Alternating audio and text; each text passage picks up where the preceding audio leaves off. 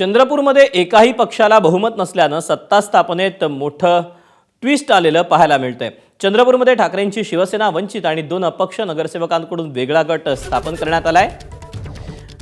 10 नगरसेवकांनी प्रकाश आंबेडकरांची भेट घेतली। सर्व 10 नगरसेवक उद्धव ठाकरेंची भेट घेण्यासाठी मुंबईकडे रवानाही झालेत। 10 नगरसेवक मुख्यमंत्री फडणवीसांनाही भेटण्याची शक्यता आहे। 10 नगरसेवकांच्या गटाकडून महापौर पदाची मागणी होऊ शकते। नव्या गटामुळे चंद्रपूरमध्ये भाजपलाही सत्ता स्थापनेची संधी मिळू शकते।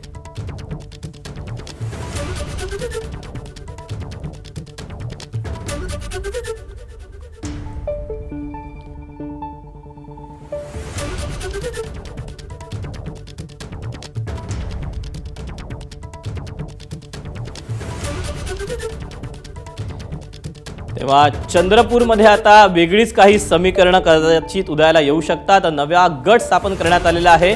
एकाही पक्षाला बहुमत मिळालेलं नाहीये, त्यामुळे मोठं ट्विस्ट सध्या पाहायला मिळतंय चंद्रपूरमध्ये।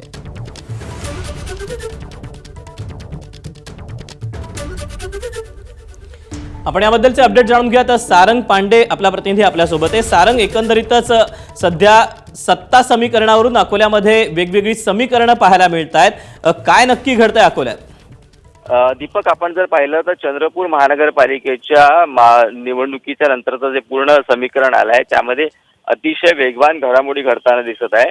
आपण जर पाहिलं होतं तर 2 दिवस आधीच उबाठा आणि वंचित बहुजन आघाडी यांनी मिळून 8 लोकांचा एक गट स्थापन केला होता आणि या गटासोबत आता 2 जे अपक्ष नगरसेवक आहेत ते देखील आलेले आहेत आणि आज दुपारी हे सर्व नगरसेवक जे आहेत ते मुंबईकडे रवाना झाले।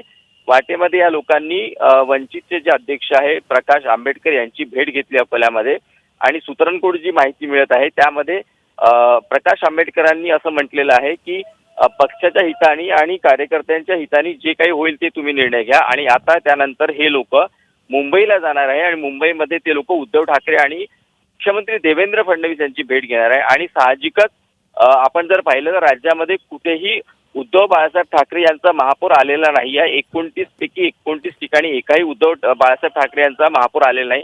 मात्र चंद्रपूर असा एकमेव अपवाद आहे जिथे उद्धव बाळासाहेब ठाकरे यांच्या पक्षाचा महापौर बसू शकते आणि हीच गोष्ट ते लोक उद्धव ठाकरे यांना समजवणार आहे की जर भाजप आपल्याला समर्थन देत असेल तर आपण भाजपसोबत जाण्यात काहीही हरकत नाही आणि आपल्याला जर महापौर पद मिळत असेल तर आपण उबाटाचा महापौर करूया आणि याच कंडिशनवर कदाचित 1 ते 2 दिवसामध्ये भाजप जे आहे ते शिवसेना उबाठाला समर्थन देऊ शकते आणि राज्यामध्ये एकमेव असं ठिकाण असेल जिथे फक्त 6 नगरसेवक निवडून येऊ देखील उबाटाचा महापौर होऊ शकतो आणि याच कंडिशनवर कदाचित अशी शक्यता आहे की शिवसेना ही उबाठाला ग्रीन सिग्नल देऊ शकते आणि स्वाभाविकच काय नक्की पुढे होत आहे आणि या सगळ्याबाबत आता फडणवीस असतील किंबहुना उद्धव ठाकरे असतील या सगळ्या नगरसेवकांना कशा पद्धतीने प्रतिक्रिया देतात, काय समजून घेतात ते पाहणं महत्त्वाचं असेल। सारंग, धन्यवाद दिलेल्या सविस्तर माहितीबद्दल। एबीपी माझा, उघडा डोळे बघा नीट।